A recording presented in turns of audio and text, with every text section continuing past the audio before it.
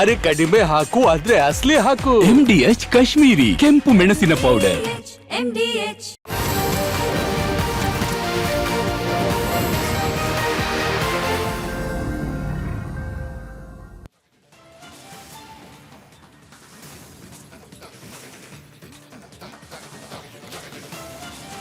ನಮಸ್ಕಾರ. ಮುಂಜಾನೆ ಮುನ್ನೋಟ ವಿಶೇಷ ನ್ಯೂಸ್ ಬುಲೆಟಿನ್ಗೆ ಸ್ವಾಗತ. ನಾನು ಸ್ಮಿತಾ ರಂಗನಾಥ್. ನನ್ನ ಜೊತೆಯಲ್ಲಿದ್ದಾರೆ ನನ್ನ ಕಲೀಗ್ ನಾಗೇಂದ್ರ ಬಾಬು. ರಿಪಬ್ಲಿಕ್ ಕನ್ನಡ ಇವತ್ತಿನಿಂದ ಹೊಸ ಸ್ವರೂಪದಲ್ಲಿ ನಿಮ್ಮ ಮುಂದೆ ಬರ್ತಾ ಇದೆ. ಪ್ರತಿದಿನ ಬೆಳಗ್ಗೆ 8:55ಕ್ಕೆ ಮುಂಜಾನೆ ಮುನ್ನೋಟದಲ್ಲಿ ಇಡೀ ದಿನದ ಸಮಗ್ರ ಸುದ್ದಿಗಳ ಹೂರಣ. ಇವತ್ತು ಇಡೀ ದಿನ ಏನೆಲ್ಲ ಆಗುವ ನಿರೀಕ್ಷೆಗಳಿದೆ, ಹಾಗೆ ಹಿಂದಿನ ದಿನ ಯಾವೆಲ್ಲ ಸುದ್ದಿಗಳು ಹೈಲೈಟ್ ಆಗಿತ್ತು, ಇದರ ಸಮಗ್ರ ಮಾಹಿತಿಯನ್ನ 1 ಗಂಟೆಗಳ ಕಾಲ, ಒಂದಿಡೀ ಗಂಟೆಯ ಕಾಲ ನಿಮ್ಮ ಮುಂದಿಡುವ ಪ್ರಯತ್ನವನ್ನ ರಿಪಬ್ಲಿಕ್ ಕನ್ನಡ ಮಾಡ್ತಾ ಇದೆ. ಮುಂಜಾನೆ ಮುನ್ನೋಟದಲ್ಲಿ ಅನೇಕ ಸುದ್ದಿಗಳಿದೆ. ಅದರಲ್ಲೂ ವಿಶೇಷವಾಗಿ ರಿಪಬ್ಲಿಕ್ ಕನ್ನಡದ ಕ್ಯಾಂಪೇನ್, ಜನಪರವಾದ ಕ್ಯಾಂಪೇನ್ ಸ್ಟೋರಿಯೊಂದನ್ನು ಹೊತ್ತು ಇವತ್ತಿನ ಮುಂಜಾನೆ ಮುನ್ನೋಟವನ್ನು ಪ್ರಾರಂಭ ಮಾಡೋಣ. ಇದರ ಜೊತೆಗೆ ಇವತ್ತಿನ ಡೇ ಡೆವಲಪ್ಮೆಂಟ್, ಇವತ್ತು ಇಡೀ ದಿನ ಏನೆಲ್ಲ ಸುದ್ದಿಗಳಾಗೋ ಸಾಧ್ಯತೆ ಇದೆ, ಏನೆಲ್ಲ ಬೆಳವಣಿಗೆಗಳಾಗೋ ಸಾಧ್ಯತೆ ಇದೆ, ಇದರ ಮಾಹಿತಿಯನ್ನು ಕೂಡ ನಾನು ಹಾಗೆ ನಾಗೇಂದ್ರ ಬಾಬು ನಿಮ್ಮ ಜೊತೆಯಲ್ಲಿ ಹಂಚ್ಕೊಳ್ತಾ ಹೋಗ್ತೀವಿ. ಎಲ್ಲ ಸುದ್ದಿಗಳನ್ನು ನೋಡ್ತಾ ಹೋಗೋಣ.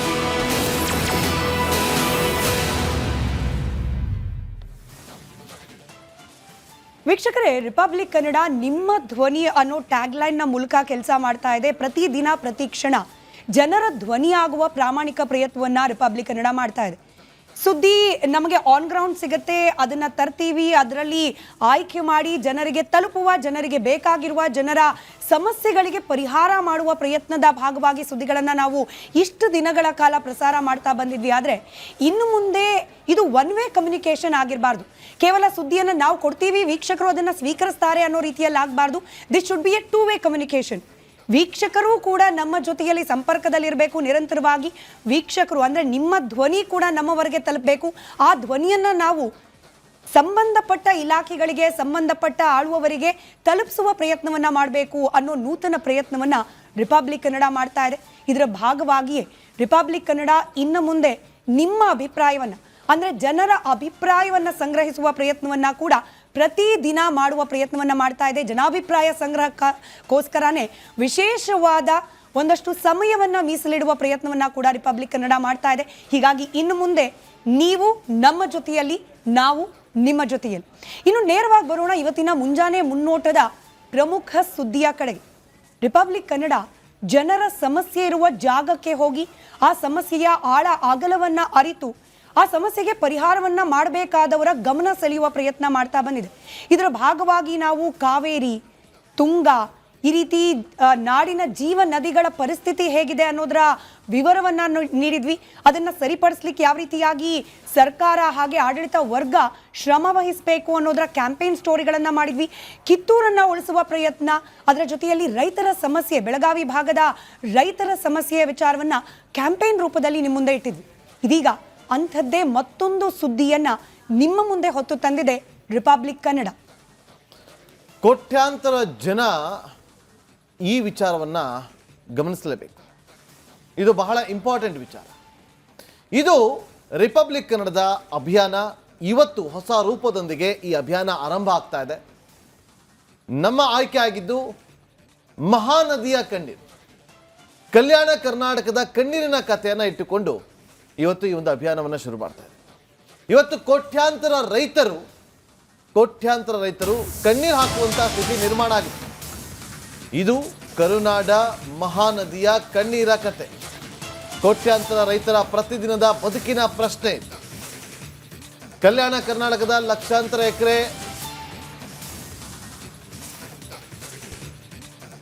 ಜೀವನಾಡಿಯ ಹೃದಯ ಬಡಿತವೆ. ನಿಮ್ಮ ಧ್ವನಿ ರಿಪಬ್ಲಿಕ್ ಕನ್ನಡ, ಕನ್ನಡದಿಂದ ಮಹಾ ಅಭಿಯಾನ ಶುರುವಾಗ್ತದೆ.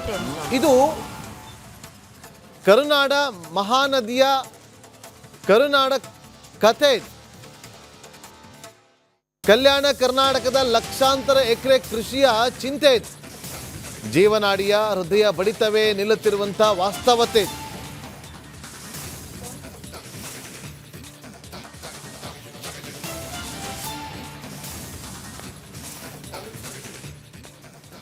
ತುಂಗಭದ್ರೆಯ ಉಳಿವಿಗಾಗಿ ಪಣ ತೊಟ್ಟಿದೆ ರಿಪಬ್ಲಿಕ್ ಕನ್ನಡ.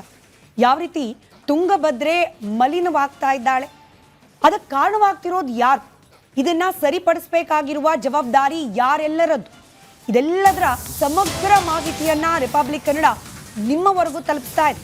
ಪುಣ್ಯ ನದಿ ತುಂಗಭದ್ರೆಯ ಉಳಿವಿಗೆ ಪಣ ತೊಟ್ಟಿದೆ ರಿಪಬ್ಲಿಕ್ ಕನ್ನಡ. ನದಿ ಎಲ್ಲೆಲ್ಲಿ ಹೇಗೆ ಮಲಿನವಾಗ್ತಾ ಇದೆ ಅನ್ನೋದರ ಮಾಹಿತಿ ಇದೀಗ ನಿಮ್ಮ ಮುಂದೆ ನಾವು ಬಿಚ್ಚಿಡ್ತಾ ಇದ್ದೇವೆ. ಭತ್ತದ ಬಟ್ಟಲು ಹೇಗೆ ಸೊರಗ್ತಾ ಇದೆ ಅನ್ನೋದರ ದೃಶ್ಯನ ನಿಮ್ಮ ಮುಂದಿಡುವ ಪ್ರಯತ್ನ ರಿಪಬ್ಲಿಕ್ ಕನ್ನಡ ಮಾಡ್ತಾ ಇದೆ.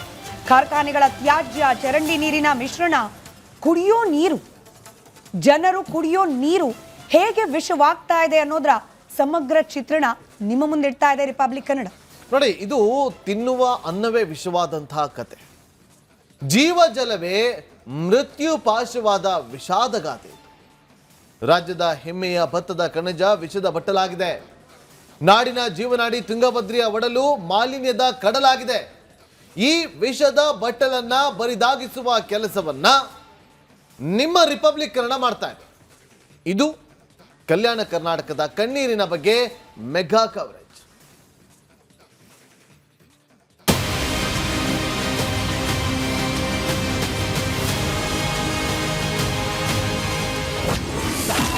ನದಿಯ ಆರೋಗ್ಯವೇ ನಾಡಿನ ಆರೋಗ್ಯ. ನದಿ ವಿಷವಾಗಿ ಅನ್ನವೂ ವಿಷ, ಬದುಕು ವಿಷ.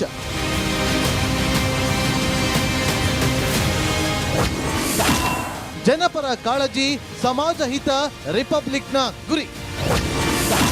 ಹಾಗಾಗಿಯೇ ಇದು ಜನರ ಧ್ವನಿ, ಸಮಸ್ಯೆಗಳ ಪ್ರತಿಧ್ವನಿ.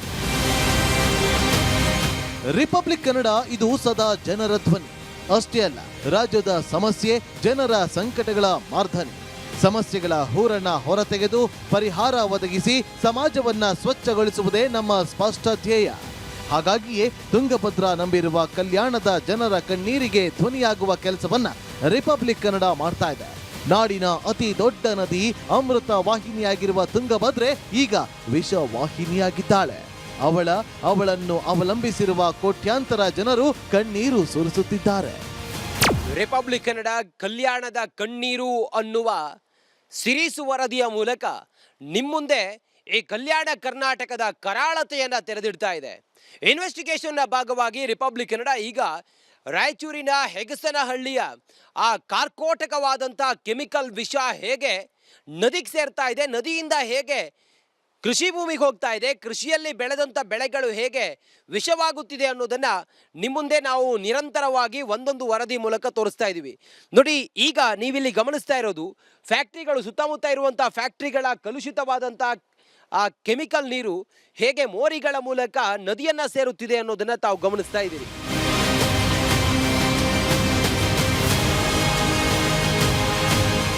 ಶಿವಮೊಗ್ಗ, ಹೊನ್ನಾಳಿ, ದಾವಣಗೆರೆ, ಹರಿಹರ, ಹೊಸಪೇಟೆ, ಕೊಪ್ಪಳ, ರಾಯಚೂರು ಹೀಗೆ ನದಿ ಸಾಗುವ ಮಾರ್ಗದುದ್ದಕ್ಕೂ ನಾವು ನಡೆದು ಹೋದೆವು. ನದಿಯ ಕಣ್ಣೀರಿಗೆ ಕ್ಯಾಮರಾ ಸಾಕ್ಷಿ, ಜನಗಳ ಧ್ವನಿಗೆ ಪ್ರತ್ಯಕ್ಷ ಸಾಕ್ಷಿ ಎರಡೂ ಆದೆವು. ನಮಸ್ಕಾರ ವೀಕ್ಷಕರೇ, ರಿಪಬ್ಲಿಕ್ ಕನ್ನಡ ತುಂಗಭದ್ರಾ ಉಳಿಸಿ ಅಭಿಯಾನಕ್ಕೆ ಸ್ವಾಗತ. ನಾನು ಶ್ರೀಲಕ್ಷ್ಮಿ ಅಭಿಜಿತ್. ಇಡೀ ಕರ್ನಾಟಕದ ಆರ್ಥಿಕತೆಯ ಬಹುಮುಖ್ಯ ಜೀವನಾಡಿ ಈ ನದಿ ತುಂಗಭದ್ರಾ. ಇವತ್ತು ಹರಿಹರದಲ್ಲಿ ನಾವಿದ್ದೀವಿ, ತುಂಗಭದ್ರೆಯ ಮಡಿಲಲ್ಲಿ ನಾವು ನಿಂತ್ಕೊಂಡಿದ್ದೀವಿ. ಈ ತುಂಗಭದ್ರಾ ಶಿವಮೊಗ್ಗ, ಚಿಕ್ಕಮಗಳೂರು ಭಾಗದಲ್ಲಿ ತುಂಗಾ ಹಾಗೂ ಭದ್ರಾ ನದಿಗಳಾಗಿ ಹುಟ್ಟಿ ಕೂಡಲಿಯಲ್ಲಿ ಸಂಗಮಿಸಿ ಅಲ್ಲಿಂದ ಮುಂದೆ ಹರಿದು ಬರುವಂತಹ ಆ ಗಾಥೆ ಇದೆ ಅಲ್ಲ, ಇದು ಸಾವಿರಾರು ವರ್ಷಗಳ ನಾಗರಿಕತೆಯನ್ನ ಹುಟ್ಟು ಹಾಕಿರುವಂತಹ ಒಂದು ಪವಿತ್ರ ಗಾಥೆ. ಸಾವಿರಾರು ವರ್ಷಗಳಿಂದ ಕೋಟ್ಯಂತರ ಜನರಿಗೆ ಅಮೃತವನ್ನ ಉಣಿಸ್ತಾ ಇರುವಂತಹ ಈ ನದಿಗೆ ನಾವು ಮಾನವರು ವಿಷ ಉಣಿಸ್ತಾ ಇದ್ದೀವಿ.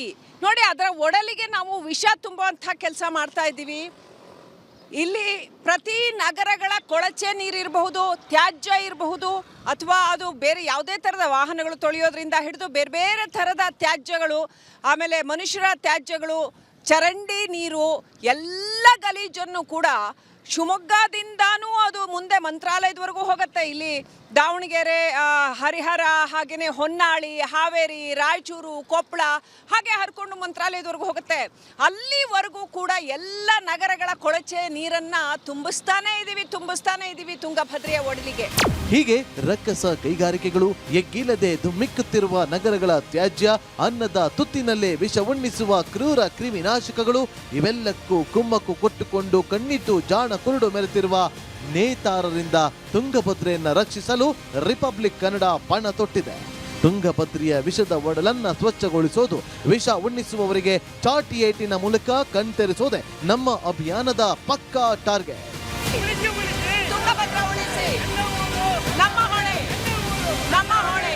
ರಂಜಿತ್ ಶಿರಿಯಾರ್ ಜೊತೆ ಶ್ರೀಲಕ್ಷ್ಮಿ ಅಭಿಜಿತ್, ರಿಪಬ್ಲಿಕ್ ಕನ್ನಡ. ಕುಡಿಯೋ ನೀರು ಮೂಲಭೂತ ನೆಸೆಸಿಟಿ, ಅವಶ್ಯಕತೆ. ಕುಡಿಯೋ ನೀರು ಕೇವಲ ಮನುಷ್ಯರಿಗೆ ಮಾತ್ರವಲ್ಲ, ಪ್ರಾಣಿಗಳಿಗೂ ಕೂಡ ಅನಿವಾರ್ಯ. ನಾವು ಬಳಸುವ ನಮ್ಮ ಜೀವನಕ್ಕೆ ಅತ್ಯಂತ ಅವಶ್ಯಕವಾಗಿರುವ ನೀರನ್ನ ನಾವೇ ಕಲುಷಿತಗೊಳಿಸ್ತಾ ಇದ್ದೇವೆ. ಅದನ್ನು ಸರಿಪಡಿಸಬೇಕಾಗಿರೋ ಜವಾಬ್ದಾರಿ ಕೇವಲ ಆಡಳಿತ ವರ್ಗದ ಮಾತ್ರ ಅಲ್ಲ, ನಮ್ಮದು ಕೂಡ. ಅದನ್ನ ವಿಷಗೊಳಿಸ್ತಾ ಇರೋದು ಕೇವಲ ಬೆರಳೆಣಿಕೆ ಮಂದಿ ಮಾತ್ರವಲ್ಲ, ಅದನ್ನ ನೋಡೂ ಕೂಡ ಸುಮ್ಮನೆ ಇರುವ ನಾಗರಿಕರಾದ ನಮ್ಮೆಲ್ಲರ ಮಹಾಪಾಪ ಕೃತ್ಯ ಇದು. ತುಂಗಭದ್ರೆ ಕೇವಲ ಕುಡಿಯೋ ನೀರು ಮಾತ್ರವಲ್ಲ, ಲಕ್ಷಾಂತರ ಮಂದಿ ಅನ್ನದಾತರ ಬದುಕಿನ ಪ್ರಶ್ನೆ ಕೂಡ ಹೌದು. ಕುಡಿಯೋ ನೀರಿನ ಬಳಕೆಯಿಂದ ಹಿಡಿದುಬಿಟ್ಟು ನಾವು ತಿನ್ನೋ ಅನ್ನದವರೆಗೂ ಕೂಡ ನಾವು ಮಾಡ್ತಾ ಇರುವ ಈ ಪಾಪ ಕೃತ್ಯದ ಪರಿಣಾಮವನ್ನ ನಾವೇ ಅನುಭವಿಸ್ತಾ ಇದ್ದೀವಿ. ಆದರೂ ಕೂಡ ಕಂಡು ಕಾಣದ ಪರಿಸ್ಥಿತಿಗೆ ನಾವು ತಲುಪಿಟ್ಟಿದ್ದೀವಿ. ಹಾಗಾಗಿ ರಿಪಬ್ಲಿಕ್ ಕನ್ನಡ ಇವತ್ತು ಹೊಸ ಸ್ವರೂಪದಲ್ಲಿ ಬರ್ತಾ ಇರೋದ್ರ ಜೊತೆಗೆ ನಮಗೆ ನಾಗರಿಕ ಪ್ರಜ್ಞೆಯನ್ನ ಮೂಡಿಸಿಕೊಳ್ಳೇಬೇಕಾದ ಅನಿವಾರ್ಯತೆಯ ಬಗ್ಗೆ ಕೂಡ ಹೊಸದೊಂದು ಅಭಿಯಾನವನ್ನ ಪ್ರಾರಂಭ ಮಾಡ್ತಾ ಇದೆ. ಈ ತುಂಗಭದ್ರೆಯನ್ನ ಉಳಿಸೋಣ ಅನ್ನೋ ಸಂಕಲ್ಪದ ಜೊತೆಗೆ ನಾಡಿಗೆ ಆಘಾತದ ವಿಷಯವಾದರೂ ಕೂಡ ಇದು ವಾಸ್ತವ. ತುಂಗಭದ್ರಾ ನೀರು ಮನುಷ್ಯರಿರಲಿ ಪ್ರಾಣಿಗಳೂ ಕೂಡ ಕುಡಿಯೋಕೆ ಯೋಗ್ಯವಾಗಿ ಉಳಿದಿಲ್ಲ. ಈ ಬಗ್ಗೆ ಮಾಲಿನ್ಯ ನಿಯಂತ್ರಣ ಮಂಡಳಿ ಹಲವು ಬಾರಿ ವರದಿಯನ್ನ ನೀಡಿದೆ. ಭತ್ತದ ಕಣಜ ಅನ್ನಿಸ್ಕೊಂಡ ಇಡೀ ಕಲ್ಯಾಣ ಕರ್ನಾಟಕದ ಒಡಲೆ ವಿಷವಾಗಿ ಹೋಗ್ತಾ ಇದೆ. ಉಣ್ಣೋ ಅನ್ನ ರೀ, ನಾವು ತಿನ್ನೋ ಅನ್ನ ಅದು ವಿಷ ಆಗ್ತಾ ಇದೆ. ಕುಡಿಯೋ ನೀರಿನ ಮಾಲಿನ್ಯ ಇದಕ್ಕೆ ಕಾರಣವಾಗ್ತಾ ಇದೆ. ಈ ಬಗ್ಗೆ ಒಂದು ವರದಿ ನಿಮ್ಮ ಮುಂದೆ.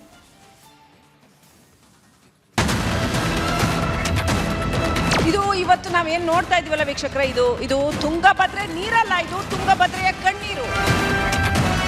ಶುದ್ಧವಾದ ಜಲಧಾರೆ ಬರ್ತಾ ಇದೆಯಲ್ಲ, ಕಪ್ಪಗಿನ ವಿಷದಂಥ ನೀರು. ಇದೇ ನೀರು ಈ ರೀತಿಯ ಕಾಲುವೆಗಳ ಮೂಲಕ ಹೋಗೋದು ಕೃಷ್ಣೆಯ ಒಡಲನ್ನು. ಫ್ಯಾಕ್ಟ್ರಿಗಳು, ಸುತ್ತಮುತ್ತ ಇರುವಂತಹ ಫ್ಯಾಕ್ಟ್ರಿಗಳ ಕಲುಷಿತವಾದಂತಹ ಆ ಕೆಮಿಕಲ್ ನೀರು ಹೇಗೆ ಮೋರಿಗಳ ಮೂಲಕ ನದಿಯನ್ನ ಸೇರುತ್ತಿದೆ ಅನ್ನೋದನ್ನ ತಾವು ಗಮನಿಸ್ತಾ ಇದ್ದೀವಿ. ಎಚ್ಚರ, ನೀವು ತಿನ್ನುವ ಅನ್ನ ವಿಷವಾಗಿರಬಹುದು. ಕುಡಿಯುವ ನೀರಿನಲ್ಲೂ ಇನ್ನೂ ಘೋರ ವಿಷವಿದ್ದರೂ ಆಶ್ಚರ್ಯ ಇಲ್ಲ. ಕ್ರಿಮಿನಾಶಕ, ಕೈಗಾರಿಕೆಗಳ ಕಾರ್ಕೋಟಕ ವಿಷ ನಿಮ್ಮ ಪ್ರತಿ ತುತ್ತಿನಲ್ಲೂ ತುಂಬಿರಬಹುದು. ಇಡೀ ಊರಿನ ತ್ಯಾಜ್ಯ ತುಂಬಿರುವ ಚರಂಡಿ ನೀರೇ ಮತ್ತೆ ಕುಡಿಯುವ ನೀರಾಗಿ ನಿಮ್ಮ ಹೊಟ್ಟೆ ಸೇರ್ತಾ ಇರಬಹುದು. ವೀಕ್ಷಕರೇ, ಇದು ಊಹೆಯ ವಿಷಯವಲ್ಲ, ಬದಲಾಗಿ ಇಲ್ಲಿ ಬೆಳೆಯುವ ಅಕ್ಕಿ ಸೇವಿಸುವ ಎಲ್ಲರ ಇಂದಿನ ವಾಸ್ತವ ಅನ್ನೋದು ಆಘಾತಕಾರಿಯಾದರೂ ಸತ್ಯ. ತುಂಗಭದ್ರಾ ಅಭದ್ರ. ಕೆಮಿಕಲ್ ನೀರಿನಿಂದ ಭೂಮಿ ಬದುಕು ವಿಷವಾಗ್ತಾ ಇದೆ. ಕಳ್ಳ ಮಾರ್ಗದ ಮೂಲಕ ಕೆಮಿಕಲ್ ನೀರು ನದಿಗೆ ಸೇರ್ತಾ ಇದೆ. ಕಾರ್ಖಾನೆಗಳ ಮಾಲಿನ್ಯದಿಂದ ಭತ್ತ ವಿಷವಾಗ್ತಾ ಇದೆ. ವಿಷಯುಕ್ತವಾದ್ದರಿಂದ ವಿದೇಶಕ್ಕೆ ಭತ್ತದ ರಫ್ತು ಗಣನೀಯ ಇಳಿಕೆಯಾಗಿದೆ. ಕೆಮಿಕಲ್ ನೀರಿನಿಂದ ಭತ್ತಕ್ಕೆ ರೋಗ ಬಾಧಿಸಿದ್ದು ಇಳುವರಿ ಕುಂಠಿತವಾಗಿದೆ. ಈ ನಡುವೆ ಇಳುವರಿ ಹೆಚ್ಚಿಸಲು ಹೆಚ್ಚಿನ ರಾಸಾಯನಿಕಗಳ ಬಳಕೆ ಮಾಡಲಾಗ್ತಾ ಇದೆ. ಇದರಿಂದ ಕಾರ್ಖಾನೆಗಳ ಅಶುದ್ಧ ನೀರಿನಿಂದ ಜಮೀನು ಬರಡಾಗ್ತಾ ಇದೆ. ಇಷ್ಟೇ ಅಲ್ಲ, ಹೊಲದ ಮಣ್ಣಿನಲ್ಲಿ ಅರ್ಧ ಇಂಚಿನಷ್ಟು ರಾಸಾಯನಿಕವೂ ಸೇರಿದ್ದು ಅಂತರ್ಜಲ ಕಲುಷಿತವಾಗಿ ಬೋರ್ವೆಲ್ ನೀರು ವಿಷವಾಗಿದೆ. ನೋಡಿ, ಕೃಷ್ಣೆಯನ್ನ ಅವಲಂಬಿಸಿಕೊಂಡು ಇವರು ಕೃಷಿಯನ್ನ ಮಾಡ್ತಾರೆ, ಭತ್ತವನ್ನ ಬೆಳೀತಾರೆ. ರಾಯಚೂರು ಭಾಗದಲ್ಲಿ ಸುಮಾರು ವರ್ಷಕ್ಕೆ 2 ಬೆಳೆಯನ್ನ ತೆಗಿತಾರೆ. ಆದರೆ ಈ ಆರ್ಸ್ಯಾನಿಕ್ ಅನ್ನುವಂಥ ಕೆಮಿಕಲ್ ಯುಕ್ತವಾದಂಥ ನೀರು ಇವರ ಭತ್ತದ ಬೆಳೆಗೆ ಅಥವಾ ಈ ಭತ್ತದ ಬೆಳೆಗೆ ಇದು ಹರಿದು ಬರೋದ್ರಿಂದಾಗಿ ಆ ಭತ್ತವೂ ಕೂಡ ವಿಷವಾಗುತ್ತಿದೆ ಅನ್ನುವಂಥ ಆರೋಪವೂ ಕೂಡ ಈಗ ಸೈಂಟಿಫಿಕಲಿ ಕೆಲವು ವರದಿಗಳು ಹೇಳುತ್ತಿವೆ. ಹೀಗಾಗಿ ಇವರ ಭತ್ತಕ್ಕೆ ಬೆಲೆ ಇಲ್ಲ ಅನ್ನೋದು ಕೂಡ ಚರ್ಚೆ. ಹೀಗಾಗಿ ಬಹಳ ಸಂಕಷ್ಟದಲ್ಲಿ ರಾಯಚೂರು ಭಾಗದ ಭತ್ತವನ್ನು ಬೆಳೆಯುವಂಥ ರೈತರು ಇದ್ದಾರೆ. ತುಂಗಭದ್ರಾ ಕರ್ನಾಟಕದ ಅತಿ ದೊಡ್ಡ ನದಿ. 531ರಿಂದ 610 ಕಿಲೋಮೀಟರ್ಗಳಷ್ಟು ದೂರ ಹರಿಯುವ ಈ ನದಿ ರಾಜ್ಯದ ಆರ್ಥಿಕತೆ ಮತ್ತು ಕೃಷಿ ಚಟುವಟಿಕೆಗಳ ಪ್ರಮುಖ ಜೀವನಾಡಿ. ಲಕ್ಷಾಂತರ ಎಕರೆ ಕೃಷಿ ಭೂಮಿಗೆ ನೀರುಣಿಸುವ ಜೀವಜಲ. ಅಷ್ಟೇ ಅಲ್ಲ, ಶಿವಮೊಗ್ಗ, ಹೊನ್ನಾಳಿ, ದಾವಣಗೆರೆ, ಹರಿಹರ, ಹಾವೇರಿ, ವಿಜಯನಗರ, ರಾಯಚೂರು, ಕೊಪ್ಪಳ ಹೀಗೆ ಹಲವು ಪ್ರಮುಖ ನಗರಗಳಿಗೆ ಕುಡಿಯೋ ನೀರಿನ ಮೂಲ. ನಾಡಿಗೆ ಅಮೃತ ಉಣಿಸುವ ಈ ತಾಯಿಯ ಒಡಲಿಗೆ ನಾವು ಸುರಿತಾ ಇರೋದು ಕಾರ್ಕೋಟಕ ವಿಷ. ಕೊಳಚೆ ನೀರಿನ ವಿಷಚಕ್ರ. ಶಿವಮೊಗ್ಗ ನಗರದ ಕೊಳಚೆ ಕೈಗಾರಿಕಾ ತ್ಯಾಜ್ಯವನ್ನ ನದಿಗೆ ಬಿಡಲಾಗ್ತಾ ಇದೆ. ಇತ್ತ ಹೊನ್ನಾಳಿ ನಗರದ ಅಷ್ಟು ಯುಜಿಡಿ ಸೀದಾ ತುಂಗಭದ್ರೆಗೆ ಸೇರ್ತಾ ಇದೆ. ಮತ್ತದೇ ನೀರನ್ನ ನಗರಕ್ಕೆ ಕುಡಿಯೋದಕ್ಕೆ ಪೂರೈಕೆ ಮಾಡಲಾಗ್ತಾ ಇದೆ. ಹರಿಹರ ನಗರದ ರಾಜ ಕಾಲುವೆಗಳ ನೀರಷ್ಟು ಈ ನದಿಗೆ ಸೇರ್ತಾ ಇದೆ. ವಿಪರ್ಯಾಸ ಅಂದ್ರೆ ಅಲ್ಲೇ ತ್ಯಾಜ್ಯ, ಅಲ್ಲೇ ಪೂಜೆ, ಅಲ್ಲೇ ಪುಣ್ಯ ಸ್ನಾನ ಮಾಡಲಾಗ್ತಾ ಇದೆ. ಇನ್ನು ಅದೇ ನೀರು ದಾವಣಗೆರೆ ನಗರಕ್ಕೂ ಕುಡಿಯೋದಕ್ಕೆ ಪೂರೈಕೆ ಮಾಡಲಾಗ್ತಾ ಇದೆ. ಮತ್ತೆ ದಾವಣಗೆರೆಯ ತ್ಯಾಜ್ಯ ಪೂರ್ತಿ ಹರಿಹರದ ನದಿ ಪಾಲಾಗ್ತಾ ಇದೆ. ಒಟ್ಟು ಈ ವಿಷಚಕ್ರದಿಂದಾಗಿ ಕ್ಯಾನ್ಸರ್, ಚರ್ಮ ರೋಗಗಳು ಹರಡುತ್ತಾ ಇವೆ. ಅಲ್ಲದೆ ಸಮೀಪದ ಹಾವೇರಿಯಲ್ಲಿ ಗದ್ದೆಗಳ ಕ್ರಿಮಿನಾಶಕಗಳು ತುಂಗಭದ್ರೆಯ ಒಡಲಿಗೆ ಸೇರ್ತಾ ಇದೆ. ಹರಿಹರದ ಭಾಗಕ್ಕೆ ಬರೋಷ್ಟೊತ್ತಿಗೆ ತುಂಗೆ ಒಂದು ರೀತಿನಲ್ಲಿ ತನ್ನ ಸ್ವಚ್ಛತೆಯನ್ನು ಕಳ್ಕೊಂಡು ಸಂಪೂರ್ಣವಾಗಿ ಕುಡಿಯೋದಕ್ಕೂ ಯೋಗ್ಯವಲ್ಲ ಅನ್ನೋಷ್ಟರ ಮಟ್ಟಿಗೆ ಮಲಿನ ಆಗಿರ್ತಕ್ಕಂಥದ್ದು. ನಿಜಕ್ಕೂ ತುಂಗಾ ಪಾನ ಅನ್ನುವಂಥದ್ದೇ ಭಾಳ ಶ್ರೇಷ್ಠವಾಗಿತ್ತು. ಗಂಗಾ ಸ್ನಾನ, ತುಂಗಾ ಪಾನ ಅಂತ. ಆದರೆ ಈಗ ಈ ನೀರು ಕುಡಿಯೋದಕ್ಕೂ ನೋಡಿದ್ರೇ ಒಂದು ರೀತಿ ಕೈಗೇನೆ ಕ್ರಿಮಿಕೀಟಗಳು ಬೇಕಾದಷ್ಟು ಕಾಣಿಸುವಂಥದ್ದು. ಆಮೇಲೆ ಆ ಸ್ವಚ್ಛತೆಯ ಆ ಗುಣಮಟ್ಟವನ್ನು ಕಳ್ಕೊಂಡಿರುವಂಥದ್ದು ಭಾಳ ಸ್ಪಷ್ಟವಾಗಿ ಕಾಣುತ್ತೆ. ಹೀಗೆ ಹರಿಹರ, ಹೊಸಪೇಟೆ, ಕೊಪ್ಪಳ, ರಾಯಚೂರು ಭಾಗದ ಕೈಗಾರಿಕೆಗಳ ವಿಷ ತ್ಯಾಜ್ಯ, ಹೊಲ, ಗದ್ದೆ, ತೋಟಗಳ ಕ್ರಿಮಿನಾಶಕಗಳು, ಶಿವಮೊಗ್ಗ, ಹೊನ್ನಾಳಿ, ದಾವಣಗೆರೆ, ಹರಿಹರ ನಗರಗಳ ಹೋಬಳಿಗಳ ಸಂಸ್ಕರಿಸದ ಲಕ್ಷಾಂತರ ಲೀಟರ್ ಚರಂಡಿ ನೀರು ತುಂಗಭದ್ರಾವನ್ನು ವಿಷಕೂಪವನ್ನಾಗಿ ಮಾಡ್ತಾ ಇದೆ. ವಿಷವಾಹಿನಿಯಾಗಿ ಕಾಯಿಲೆಗಳನ್ನ ತರುವ ಕಾರ್ಕೋಟಕ ವಿಷದ ಮೃತ್ಯು ಕೂಪವಾಗಿ ಪರಿಣಮಿಸಿದೆ. ತುಂಗಾ ಪಾನ ಅನ್ನೋ ನಾಣ್ಣುಡಿಗೆ ಯಾವುದೇ ಅರ್ಥವಿಲ್ಲದಂತೆ ಮಾಡಿದೆ. ರಂಜಿತ್ ಶಿರಿಯಾರ್ ಜೊತೆ ಶ್ರೀಲಕ್ಷ್ಮಿ ಅಭಿಜಿತ್, ರಿಪಬ್ಲಿಕ್ ಕನ್ನಡ.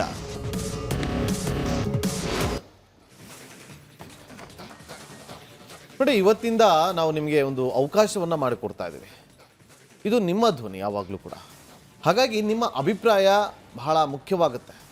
ಪ್ರತಿನಿತ್ಯ 3 ವಿಚಾರವಾಗಿ ನಿಮಗೆ 3 ಸಮಯದಲ್ಲಿ ಒಂದೊಂದು ಟಾಪಿಕನ್ನು ನಿಮಗೆ ಹೇಳ್ತೀವಿ. ಆ ವಿಚಾರವಾಗಿ ನೀವು ನಿಮ್ಮ ಅಭಿಪ್ರಾಯವನ್ನು ತಿಳಿಸ್ಬೋದು. ಸೊ ಅಂದರೆ ರಿಪಬ್ಲಿಕ್ ಕನ್ನಡ ಧ್ಯೇಯವಾಕ್ಯವೇ ನಿಮ್ಮ ಧ್ವನಿ. ಜನರ ಅಭಿಪ್ರಾಯಕ್ಕೆ ಒಂದು ಮುಕ್ತ ಅವಕಾಶವನ್ನು ಕಲ್ಪಿಸಿಕೊಡಬೇಕು ಅಂತೇಳಿ ರಿಪಬ್ಲಿಕ್ ಕನ್ನಡ ನಿರ್ಧಾರ ಮಾಡಿದೆ. ಅದರಂತೆ ನೀವು ನಿಮ್ಮ ಅಭಿಪ್ರಾಯವನ್ನು ಪ್ರತಿನಿತ್ಯ ತಿಳಿಸ್ಬೋದು. ಹಾಗಾದರೆ ಇವತ್ತಿನ ಈ ಕ್ಷಣದ ವಿಷಯ ಏನು ಅಂತ ಹೇಳಿ ನೀವು ಕೇಳ್ಬೋದು. ಈ ಕ್ಷಣದ ವಿಷಯ ತುಂಗಭದ್ರೆಯ ಮಾಲಿನ್ಯ. ಇಷ್ಟೊತ್ತರೆಗೂ ಕೂಡ ನೀವು ವರದಿಯನ್ನು ನೋಡಿದ್ರಿ. ಆ ವಿಚಾರದ ಬಗ್ಗೆ ನಿಮ್ಮ ಒಂದು ಅಭಿಪ್ರಾಯವನ್ನು ತಿಳಿಸ್ಬೋದು. ಕೆಳಗಡೆ ನಿಮಗೆ ವಾಟ್ಸಪ್ ನಂಬರನ್ನು ಕೊಡ್ತಾ ಇದ್ದೀವಿ. ಆ ವಾಟ್ಸಪ್ ನಂಬರ್ಗೆ ನೀವು ಮೆಸೇಜನ್ನು ಮಾಡ್ಬೋದು. ನಿಮಗಿನ್ನೊಂದು ನಂಬರ್ ಕೂಡ ಬರ್ತಾ ಇದೆ ನೋಡಿ, ಇಲ್ಲಿ ನಿಮಗೆ ನಮ್ಮ ಸ್ಕ್ರೀನ್ ಕೆಳಗಡೆ ಬರ್ತಾ ಇದೆಯಲ್ಲ, ಆ ನಂಬರ್ಗೆ ನೀವು ಕರೆ ಮಾಡ್ಬೋದು. ನಿಮಗೆ ಈ ಯಾವಾಗ ಅವಕಾಶ ಸಿಗುತ್ತೆ ಅಂತಂದರೆ ಈ ಬುಲೆಟಿನ್ನ ಕಡೆಯ ಕ್ಷಣ ಅಂತ ಬರುತ್ತಲ್ಲ, ಆ ಸಂದರ್ಭದಲ್ಲಿ ನೀವು ಆ ನಂಬರ್ಗೆ ಕರೆ ಮಾಡ್ಬೋದು. ಅಥವಾ ನೀವಿಗೆ ನಮ್ಮ ಸ್ಕ್ರೀನ್ ಮೇಲೆ ನೋಡ್ತಾ ಇದ್ದೀರಿ ವಾಟ್ಸಪ್ ನಂಬರ್, ಆ ವಾಟ್ಸಪ್ ನಂಬರ್ಗೆ ನಿಮ್ಮ ಅಭಿಪ್ರಾಯವನ್ನು 2 ಲೈನ್ಗಿಂತ ಹೆಚ್ಚಾಗಿ ಮೀರದಂತೆ ನಿಮ್ಮ ಅಭಿಪ್ರಾಯವನ್ನು ಅಲ್ಲಿ ತಿಳಿಸ್ಬೋದು.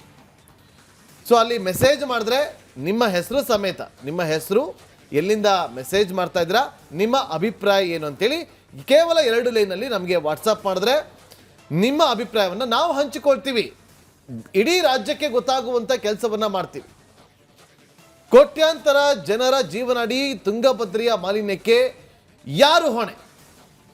ಇನ್ನೊಮ್ಮೆ ಕೇಳ್ಕೊಳ್ಳಿ, ತುಂಗಭದ್ರೆಯ ಮಾಲಿನ್ಯಕ್ಕೆ ಯಾರು ಹೊಣೆ? ಸರ್ಕಾರನ, ಜನರ? ಪವಿತ್ರ ನದಿಯ ಪಾವಿತ್ರ್ಯ ಪುನಃಸ್ಥಾಪಿಸೋದಕ್ಕೆ ಏನು ಮಾಡಬೇಕು? ನಿಮ್ಮ ಅಭಿಪ್ರಾಯವನ್ನು ಹಂಚಿಕೊಳ್ಳಿ. ತುಂಗಭದ್ರೆಯ ಮಾಲಿನ್ಯದ ಬಗ್ಗೆ ನಿಮ್ಮ ಅಭಿಪ್ರಾಯ ವಿಚಾರವನ್ನು ಹಂಚಿಕೊಳ್ಬೇಕು ಅಂತಾರೆ ಕರೆ ಮಾಡ್ಬೋದು. ಈ ನಂಬರ್ಗೆ 08037098101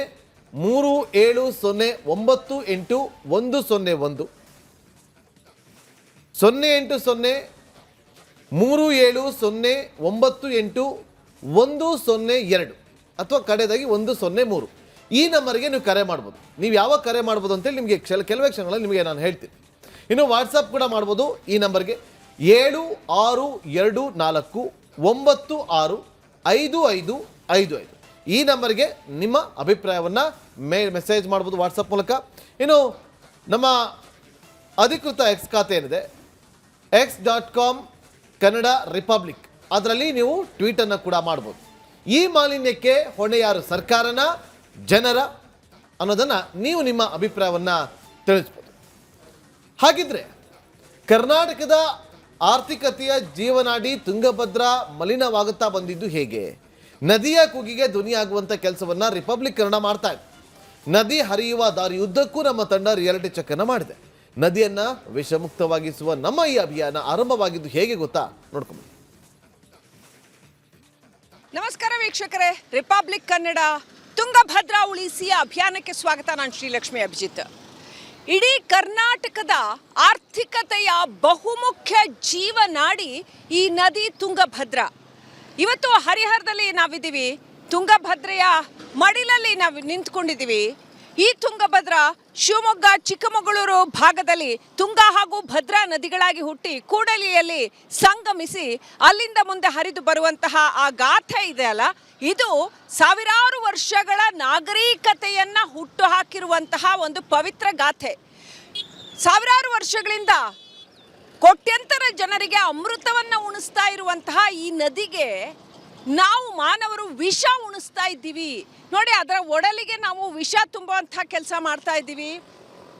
ಇಲ್ಲಿ ಪ್ರತಿ ನಗರಗಳ ಕೊಳಚೆ ನೀರಿರಬಹುದು, ತ್ಯಾಜ್ಯ ಇರಬಹುದು, ಅಥವಾ ಅದು ಬೇರೆ ಯಾವುದೇ ಥರದ ವಾಹನಗಳು ತೊಳೆಯೋದ್ರಿಂದ ಹಿಡಿದು ಬೇರೆ ಬೇರೆ ಥರದ ತ್ಯಾಜ್ಯಗಳು, ಆಮೇಲೆ ಮನುಷ್ಯರ ತ್ಯಾಜ್ಯಗಳು, ಚರಂಡಿ ನೀರು, ಎಲ್ಲ ಗಲೀಜನ್ನು ಕೂಡ ಶಿವಮೊಗ್ಗದಿಂದಾನೂ ಅದು ಮುಂದೆ ಮಂತ್ರಾಲಯದವರೆಗೂ ಹೋಗುತ್ತೆ. ಇಲ್ಲಿ ದಾವಣಗೆರೆ, ಹರಿಹರ, ಹಾಗೆಯೇ ಹೊನ್ನಾಳಿ, ಹಾವೇರಿ, ರಾಯಚೂರು, ಕೊಪ್ಪಳ, ಹಾಗೆ ಹರ್ಕೊಂಡು ಮಂತ್ರಾಲಯದವರೆಗೂ ಹೋಗುತ್ತೆ.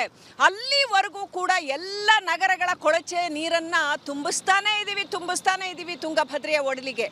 ಹಾಗೆಯೇ ಕೇವಲ ಕೊಳಚೆ ನೀರಷ್ಟೇ ಅಲ್ಲ, ಅಲ್ಲಿ ನಾವು ನೋಡ್ತಾ ಇದ್ದೀವಿ ಇನ್ನೊಂದು ಭಾಗದಲ್ಲಿ, ಈ ನದಿಯ ಇನ್ನೊಂದು ಭಾಗದಲ್ಲಿ ನಾವು ನೋಡೋದಾದರೆ ಎಷ್ಟು ದೊಡ್ಡ ಪ್ರಮಾಣದಲ್ಲಿ ಕೈಗಾರಿಕಾ ತ್ಯಾಜ್ಯ ಅತ್ಯಂತ ಹೆಚ್ಚು ಈ ನದಿಯನ್ನು ಮಲಿನ ಮಾಡ್ತಾ ಇದೆ.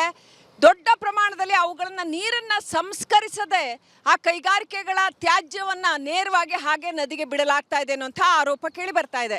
ಹಾಗಾಗಿ ಇಡೀ ತುಂಗಭದ್ರೆ, ಇಡೀ ಕರ್ನಾಟಕದ ಜನಮಾನಸವನ್ನು ಸಹಸ್ರಾರು ವರ್ಷಗಳಿಂದ ಸಲಹಿದ ತುಂಗಭದ್ರೆ ಇವತ್ತು ಯಾವತ್ತಿಗಿಂತ ವಿಷವಾಗ್ತಾ ಇದ್ದಾಳೆ. ಯಾವತ್ತಿಗಿಂತ ಕುಡಿಯೋದಕ್ಕೂ ಕನಿಷ್ಠ ಬಾರದೇ ಇರುವಂತಹ ಪರಿಸ್ಥಿತಿ ತುಂಗಭದ್ರೆಗೆ ಬಂದಿದೆ ಅಂತ ಅಂದರೆ ನಿಜಕ್ಕೂ ಅದೆಂಥ ದಾರುಣ ಸ್ಥಿತಿಯಲ್ಲಿ ನಾವಿರಬೇಕು ಅಂತ. ಪ್ರಕೃತಿಯ ಒಡಲಿಗೆ ವಿಷ ತುಂಬುತ್ತಾ ಹೋಗ್ತಾನೆ. ಸೊ ಹಾಗೆ ಮಾಲಿನ್ಯ ನಿಯಂತ್ರಣ ಮಂಡಳಿ ಕೂಡ ತುಂಗಭದ್ರೆ ನೀರು ಕುಡಿಯೋದಕ್ಕೂ ಯೋಗ್ಯ ಇಲ್ಲ ಅಂತ ಹೇಳಿದೆ. 100 ಮಿಲಿಮೀಟರ್ ನೀರಿನಲ್ಲಿ ಕೇವಲ 50 ಮೋಸ್ಟ್ ಪ್ರೊಬ್ಯಾಬಲ್ ಪಾಯಿಂಟ್ಸ್ ಇರಬೇಕಾಗತ್ತೆ. ಆದರೆ 2800 ಇದೆ ಈ ನೀರಿನಲ್ಲಿ ಅಂತ ಮಾಲಿನ್ಯ ನಿಯಂತ್ರಣ ಮಂಡಳಿ ಹೇಳಿದೆ ಅಂತ. ಹಾಗಾಗಿ ಈ ನೀರು ಅದೆಷ್ಟರ ಮಟ್ಟಿಗೆ ಮಲಿನವಾಗಿದೆ ಅಂದರೆ ಪ್ರಾಣಿಗಳು ಕೂಡ ಕುಡಿಯೋದಕ್ಕೆ ಯೋಗ್ಯವಲ್ಲ, ಅಷ್ಟರ ಮಟ್ಟಿಗೆ ಮಲಿನ ಆಗಿದೆ ಅಂತ ಹೇಳಲಾಗ್ತಾ ಇದೆ. ಸೊ ನೋಡ್ತಾ ಹೋಗೋಣ ಬನ್ನಿ, ತುಂಗಭದ್ರೆಯ ತಟದ ಜನಗಳನ್ನು ಮಾತಾಡ್ಸೋಣ, ಹಾಗೆಯೇ ಸಂಘಟನೆಗಳನ್ನು ಮಾತಾಡ್ಸೋಣ, ರೈತರನ್ನ ಮಾತಾಡ್ಸೋಣ, ಕೈಗಾರಿಕೆಗಳನ್ನು ಮಾತನಾಡ್ಸೋಣ, ರಾಜಕೀಯ ನೇತಾರರನ್ನ ಮಾತಾಡ್ಸೋಣ, ಧಾರ್ಮಿಕ ಮುಖಂಡರನ್ನ ಮಾತಾಡಿಸ್ತಾ ಹೋಗೋಣ. ಏನಾಗಿದೆ ತುಂಗೆ ಒಡಲಿಗೆ ಮಾತನಾಡ್ತಾ ಹೋಗೋಣ ಬನ್ನಿ.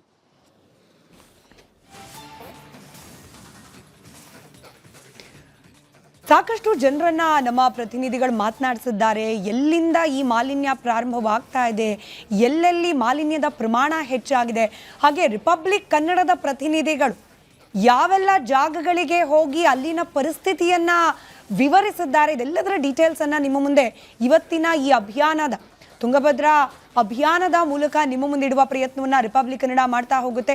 ಅದರಲ್ಲೂ ನನ್ನ ಇಬ್ಬರು ಕಲೀಗ್ಸ್ ಶ್ರೀಲಕ್ಷ್ಮಿ ಹಾಗೆ ರಂಜನ್ ತುಂಗಭದ್ರೆ ಹರಿಯುವ ಅದರ ಮೂಲ ಸ್ಥಳದಿಂದ ಹಿಡಿದು ಸಂಗಮ ಅದಾದ ನಂತರ ಅದು ಸಮುದ್ರವನ್ನು ಸೇರುವ ಜಾಗ ಅಲ್ಲಿವರೆಗೂ ಹೋಗಿ ಯಾವ್ಯಾವ ಪಾಯಿಂಟ್ನಲ್ಲಿ ಎಕ್ಸಾಕ್ಟ್ಲಿ ಯಾವ ಪ್ರಮಾಣದಲ್ಲಿ ತುಂಗಭದ್ರೆ ಕಲುಷಿತಗೊಳ್ತಾ ಇದ್ದಾಳೆ, ಇದಕ್ಕೆ ಕಾರಣವಾಗ್ತಾ ಇರೋದು ಏನು ಅನ್ನೋದರ ಸಮಗ್ರ ವರದಿಯನ್ನ ನಿಮ್ಮ ಮುಂದಿಟ್ಟಿದ್ದಾರೆ ನಮ್ಮ ಇಬ್ಬರು ಪ್ರತಿನಿಧಿಗಳು. ಒಂದು ಕಡೆ ರಂಜಿತ್ ಶಿರಿಯಾರ್, ಮತ್ತೊಂದು ಕಡೆ ಶ್ರೀಲಕ್ಷ್ಮಿ, ಇಬ್ಬರು ಕೂಡ ಹೋಗಿ ಈ ತುಂಗಭದ್ರಾ ಉಗಮ ಎಲ್ಲಿಂದ ಆಗುತ್ತೆ, ಎಲ್ಲಿ ಮಲಿನ ಆಗುತ್ತೆ, ಎಲ್ಲಿ ಏನು ಸಮಸ್ಯೆ ಆಗ್ತಾ ಇದೆ ಅನ್ನೋದ್ರ ಬಗ್ಗೆ ಸಂಪೂರ್ಣವಾಗಿ ವರದಿಯನ್ನು ಮಾಡ್ಕೊಂಡ್ಬಂದಿದ್ದಾರೆ. ನಿಮಗೆ ಮ್ಯಾಪ್ನ ಸಮೇತವಾಗಿ ನಿಮಗೆ ಎಕ್ಸ್ಪ್ಲೇನನ್ನು ಮಾಡ್ತಾ ಹೋಗ್ತೀವಿ. ಮೊದಲಿಗೆ ನಿಮಗೆ ತುಂಗಾಭದ್ರಾ ಉಗಮ ಎಲ್ಲಾಗುತ್ತೆ ಆ ಮ್ಯಾಪ್ನ ಮೂಲಕ ನೀವು ನೋಡ್ಬೋದು. ನಿಮಗೆ ನಮ್ಮ ಸ್ಕ್ರೀನ್ ಮೇಲೆ ಆ ಮ್ಯಾಪನ್ನು ಕೂಡ ತೋರಿಸ್ತೀವಿ ನೋಡಿ. ನಿಮಗೆ ಆ ಮ್ಯಾಪನ್ನು ತೋರಿಸ್ತಾ ಇದ್ವಿ. ಎಲ್ಲಿಂದ ಆಗುತ್ತೆ ಉಗಮ ಆಗೋದು? ಎಲ್ಲಿ? ತುಂಗಭದ್ರೆ ಚಿಕ್ಕಮಗಳೂರಿನ ಗಂಗಾ ಮೂಲದಿಂದ ಇದು ಉಗಮ ಆಗುತ್ತೆ. ಅದಾದ ನಂತರ ಅದು ಸಂಗಮ ಆಗೋದು ಶಿವಮೊಗ್ಗದ ಕೊಡಲಿಯಲ್ಲಿ. ಅದಾದ ನಂತರ ನೋಡಿ ಶಿವಮೊಗ್ಗದ ಕೊಡಲಿಯಲ್ಲಿ ಸಂಗಮ ಆಗುತ್ತೆ. ಅಲ್ಲಿಂದ ಹೋಗಿ ನೆಕ್ಸ್ಟ್ ಕೃಷ್ಣಾ ನದಿಯಲ್ಲಿ ಅದು ಸೇರ್ಕೊಳ್ಳುತ್ತೆ. ಸಂಗಮ ಅಲ್ಲಿ ಆಂಧ್ರದ ಕರ್ನೂಲ ಸಂಗಮೇಶ್ವರವರೆಗೂ ಕೂಡ ಹೋಗುತ್ತೆ.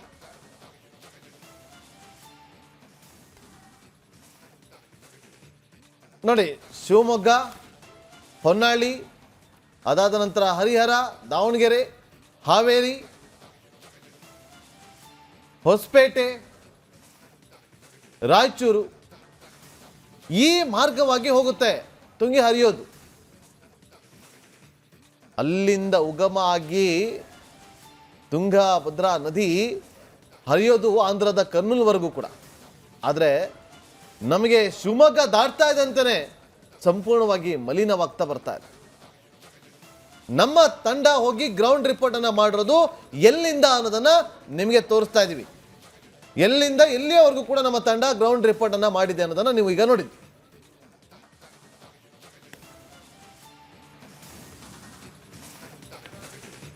ವೀಕ್ಷಕರೇ, ಕೇವಲ ಕುಡಿಯೋ ನೀರು ಮಲಿನವಾಗ್ತಿದೆ ಅನ್ನೋದು ಮಾತ್ರ ಇವತ್ತಿನ ನಮ್ಮ ಈ ಅಭಿಯಾನದ ಕಾಳಜಿ ಅಲ್ಲ. ಬದಲಾಗಿ ನಾವು ತಿನ್ನೋ ಅನ್ನ, ಸೋನಾ ಮಸೂರಿ ಅಕ್ಕಿ, ಮನೆಯಲ್ಲಿ ಪ್ರತಿನಿತ್ಯ ಅನ್ನ ಊಟ ಮಾಡೋರು ಎಲ್ಲರಿಗೂ ಕೂಡ ಗೊತ್ತೇ ಇರುತ್ತೆ. ಸೋನಾ ಮಸೂರಿ ಅಕ್ಕಿ one of the most used, ಅದರಲ್ಲೂ ಕರ್ನಾಟಕ ಭಾಗದಲ್ಲಿ ಅತಿ ಹೆಚ್ಚು ಬಳಕೆಯಾಗುವ ಅಕ್ಕಿಯ ಮಾದರಿ ಅದು ಸೋನಾ ಮಸೂರಿ. ಈ ಸೋನಾ ಮಸೂರಿ ಅಕ್ಕಿಯನ್ನ ಬೆಳೀತಾ ಇರುವ ಭೂಮಿಯೇ ವಿಷಯುಕ್ತವಾಗ್ಬಿಟ್ಟಿದೆ. ಆ ಭತ್ತದ ಒಡಲೇನೆ ವಿಷದ ಬಟ್ಟಲಾಗ್ಬಿಟ್ಟಿದೆ. ತುಂಗಭದ್ರಾ ನದಿಯ ಉಗಮದಿಂದ ಸಂಗಮದವರೆಗೂ ಕೂಡ ನೀರು ಮಲಿನವಾಗ್ತಾ ಸಾಗಿ ಆ ನೀರನ್ನೇ ಬಳಕೆ ಮಾಡಿ ಬೆಳೀತಾ ಇರುವ ಭತ್ತದ ಕಣಜ ಅಂತಲೇ ಕರೆಸ್ಕೊಳ್ಳುವ ರಾಯಚೂರಿನಲ್ಲಿ ಈ ಸೋನಾ ಮಸೂರಿ ಪೈರು ರಾಸಾಯನಿಕ ಮಿಶ್ರಿತ ನೀರಿನಲ್ಲಿ ಸುಟ್ಟು ಹೋಗ್ತಾ ಇದೆ. ಅಕ್ಷರಶಃ ಸುಟ್ಟು ಹೋಗ್ತಾ ಇದೆ. ದೇಶ ಮಾತ್ರ ಅಲ್ಲ, ವಿದೇಶಗಳಿಗೂ ಕೂಡ ರಾಯಚೂರಿನಿಂದ ಈ ಅಕ್ಕಿ ರಫ್ತಾಗತ್ತೆ. ಅದನ್ನ ದೇಶ ವಿದೇಶಗಳಲ್ಲಿ ನಮ್ಮಲ್ಲೂ ಕೂಡ ಜನ ಬಳಕೆ ಮಾಡ್ತಾರೆ, ಊಟ ಮಾಡ್ತಾರೆ. ಎಲ್ಲರ ಮೇಲೆ ಇದು ಪರಿಣಾಮವಾಗ್ತಾ ಇದೆ. ಒಂದು ಆರೋಗ್ಯದ ಮೇಲೆ, ಜೊತೆಗೆ ರಫ್ತಿನ ಮೇಲೂ ಕೂಡ ಪರಿಣಾಮ ಬೀರ್ತಾ ಇದೆ. ಈ ಕಳಪೆ ಕ್ವಾಲಿಟಿಯ ಅಕ್ಕಿಯನ್ನು ಖರೀದಿ ಮಾಡಲಿಕ್ಕೆ ಜನ ಮುಂದಾಗ್ತಿಲ್ಲ. ಸಹಜವಾಗಿ ನಮ್ಮ ಅನ್ನದಾತರು ನಷ್ಟ ಅನುಭವಿಸ್ತಾ ಇದ್ದಾರೆ. ಅಲ್ಲದೆ ಭತ್ತ ಕೂಡ ವಿಷವಾಗ್ತಾ ಇದೆ. ಈ ಬಗ್ಗೆ ಒಂದು ಶಾಕಿಂಗ್ ವರದಿ ಇದೆ, ನೋಡ್ಕೊಂಡು ಬನ್ನಿ. ಕಲ್ಯಾಣದ ಕಣ್ಣೀರು ರಿಪಬ್ಲಿಕ್ ಕನ್ನಡದ ವಿಶೇಷ ಕ್ಯಾಂಪೇನ್ಗೆ ಸ್ವಾಗತ.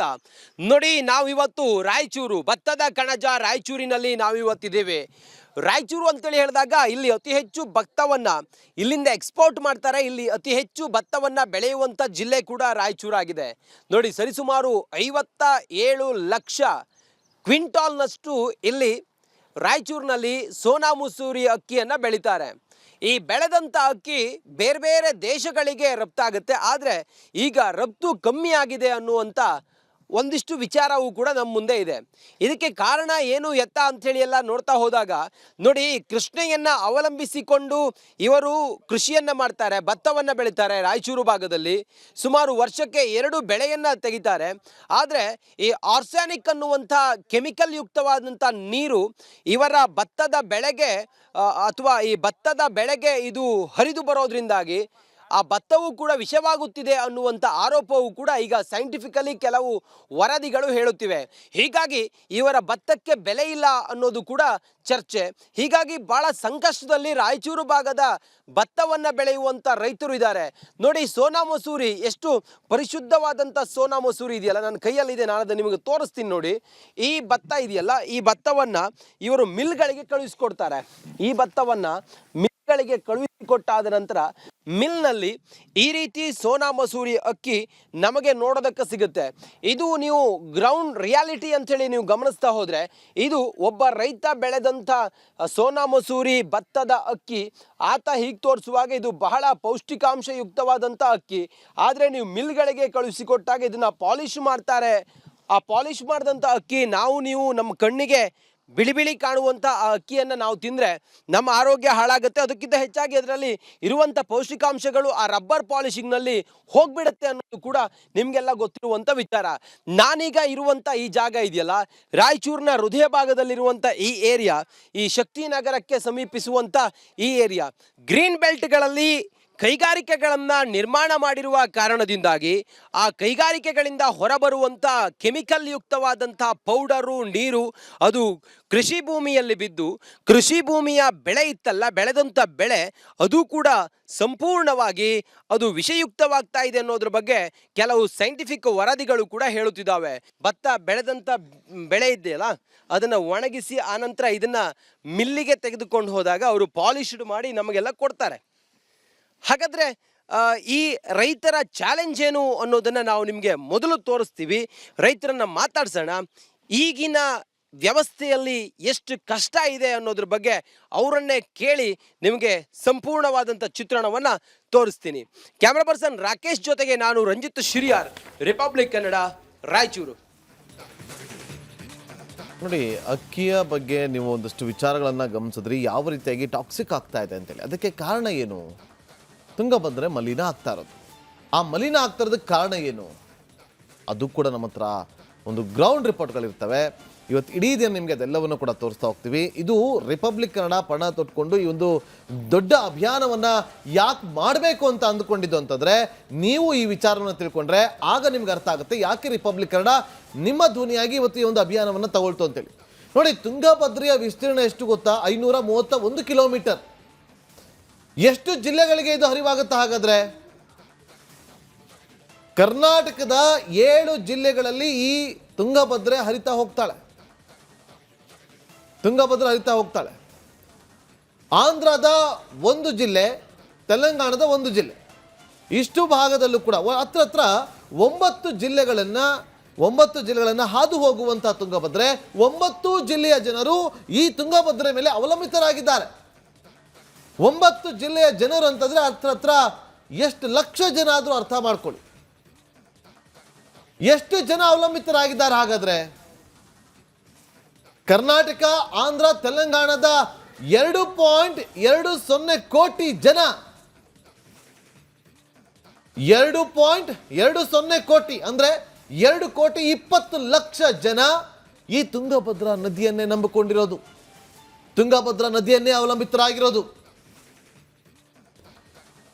ಹಾಗಾಗಿ ನಾವು ಈ ವಿಚಾರವನ್ನು, ಇಷ್ಟು ಕೋಟಿ ಜನ ತುಂಗಭದ್ರೆಯನ್ನು ಅವಲಂಬಿತರಾಗಿದ್ದಾರೆ ಅಂತಂದ್ರೆ ಅದು ಮಲಿನ ಆಗ್ತಾ ಇದೆ.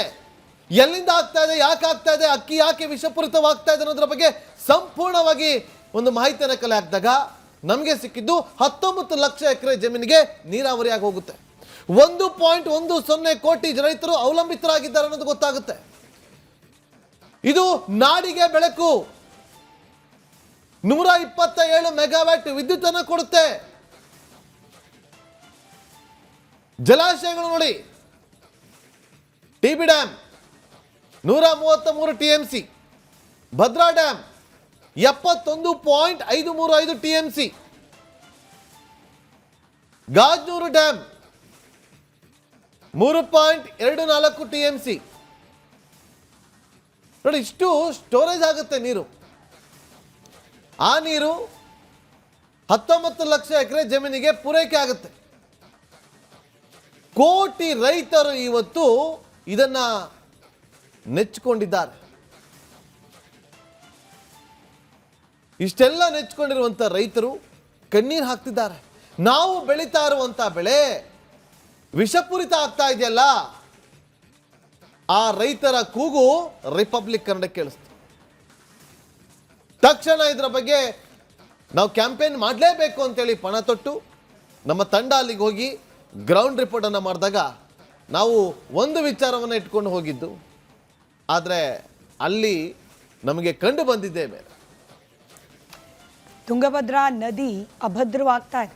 ಅದನ್ನ ನೆಚ್ಚಿಕೊಂಡಿರುವ ಜನ ಹಾಗೆ ರೈತರ ಬದುಕು ಕೂಡ ದುಸ್ತರವಾಗ್ತಾ ಇದೆ.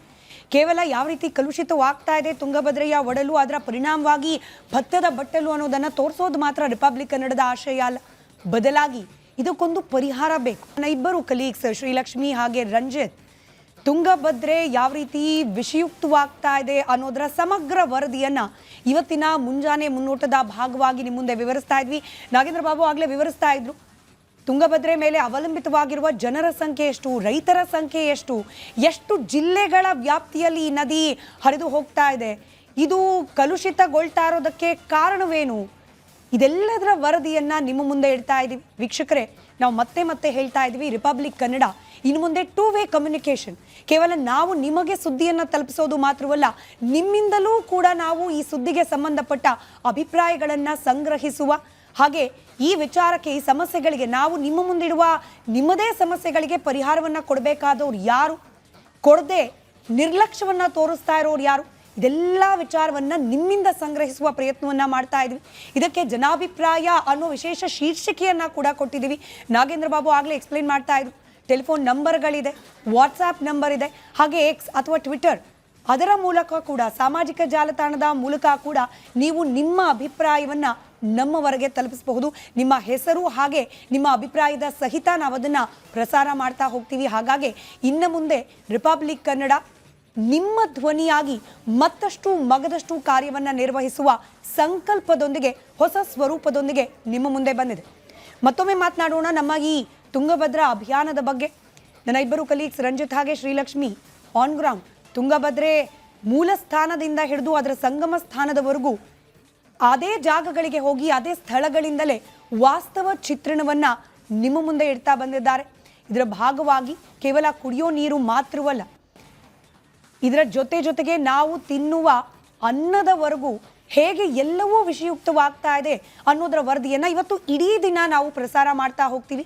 ಹಾಗೆ ಕಟ್ಟಕಡೆಯದಾಗಿ ನಿಮ್ಮ ಧ್ವನಿ ಅನ್ನೋ ವಿಶೇಷ ವಾರ್ತೆ ಕೂಡ ಇರುತ್ತೆ, ವಿಶೇಷ ಬುಲೆಟಿನ್ ಕೂಡ ಇರುತ್ತೆ. ರಾತ್ರಿ 8:55ಕ್ಕೆ ಅದರ ಭಾಗವಾಗಿ ನಿಮ್ಮ ಅಭಿಪ್ರಾಯಗಳನ್ನು, ನಾವು ಸಂಗ್ರಹಿಸಿರುವ ಜನರ ಅಭಿಪ್ರಾಯಗಳನ್ನು ಅದನ್ನು ಟೆಲಿಕಾಸ್ಟ್ ಮಾಡುವ ಪ್ರಯತ್ನವನ್ನು ಕೂಡ ಮಾಡ್ತಾ ಹೋಗ್ತೀವಿ. ನೋಡಿ, ಇವತ್ತಿನ ಮುಂಜಾನೆಯ ಮುನ್ನೋಟದಲ್ಲಿ ನೀವು ನೋಡಿದ್ದು ಇಷ್ಟೊತ್ತರೆಗೂ ಕೂಡ ಅಕ್ಕಿ, ರಾಯಚೂರು ಭಾಗದ ಅಕ್ಕಿ ಇವತ್ತು ಇಡೀ ಅಂತಾರಾಷ್ಟ್ರೀಯ ಮಟ್ಟದಲ್ಲಿ ಖ್ಯಾತಿಯನ್ನು ಪಡೆದಿರುವಂಥ ಅಕ್ಕಿ ಇವತ್ತು ವಿಷಪೂರಿತ ಆಗ್ತಾ ಇದೆ. ಅದರ ಬಗ್ಗೆ ನಾವು ಸಂಪೂರ್ಣವಾಗಿ ಒಂದು ಗ್ರೌಂಡ್ ರಿಪೋರ್ಟನ್ನು ಮಾಡಿ ಅದನ್ನು ಇವತ್ತಿನಿಂದ ಹೊಸ ರೂಪದೊಂದಿಗೆ, ಹೊಸ ಸ್ವರೂಪದೊಂದಿಗೆ ರಿಪಬ್ಲಿಕ್ ಕನ್ನಡ ಬಂದಿದೆ ನಿಮ್ಮ ಮನೆಗೆ. ಅದೇ ರೀತಿಯಾಗಿ ಈ ಒಂದು ರಾಯಚೂರಿನ ಅಕ್ಕಿ ಯಾವ ರೀತಿಯಾಗಿ ಕಲುಷಿತ ಆಗ್ತಾ ಇದೆ, ಎಲ್ಲಿ ವಿಷಪೂರಿತ ಆಗ್ತಾ ಇದೆ ಅನ್ನೋದ್ರ ಬಗ್ಗೆ ಸಂಪೂರ್ಣವಾಗಿ ನಾವು ಒಂದಷ್ಟು ವರದಿಗಳನ್ನು ಮಾಡಿದ್ದೀವಿ. ಹಂತ ಹಂತವಾಗಿ ನಿಮ್ಮ ಮುಂದೆ ಇಡ್ತಾ ಹೋಗ್ತೀವಿ. ನೀವು ನಿಮ್ಮ ಅಭಿಪ್ರಾಯವನ್ನು ಕೂಡ ತಿಳಿಸ್ತಾ ಹೋಗಿ. ಇದಾಗಿತ್ತು ಈ ಕ್ಷಣದವರೆಗಿನ ಪ್ರಮುಖ ಸುದ್ದಿ. ನೋಡ್ತಾ ಇರಿ ರಿಪಬ್ಲಿಕ್ ಕನ್ನಡ, ಇದು ನಿಮ್ಮ ಧ್ವನಿ.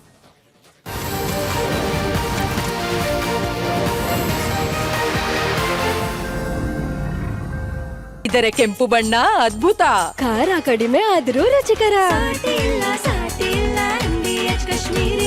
MDH ಕಾಶ್ಮೀರಿ.